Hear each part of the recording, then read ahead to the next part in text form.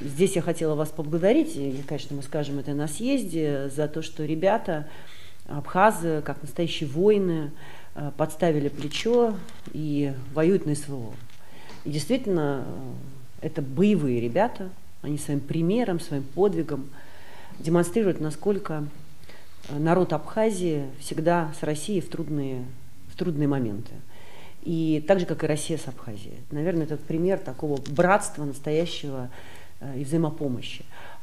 И люди это видят, люди это понимают, и это главное. Никто туда их, конечно же, насильно не звал.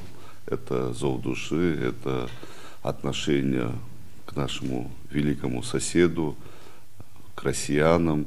Я бы хотел отметить, что еще с первых дней, с 2014 года, наши ребята находились на стороне справедливости. Тогда, когда еще не совсем было принято официально кого-то поддерживать, и все, что происходило, это было исключительно добровольческое движение. И наши ребята с этих первых дней находятся на фронтах. По меркам, конечно, нашего населения, мы потеряли большое количество ребят.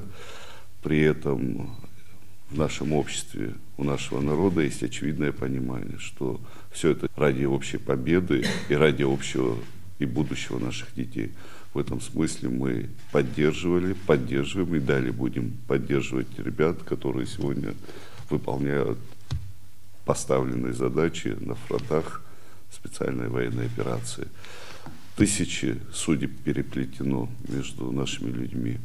Наше дело помочь им сохранить эту теплоту взаимоотношений, приумножить, и мы обязательно будем реализовывать поставленные задачи, а задачи нам ставит наш народ.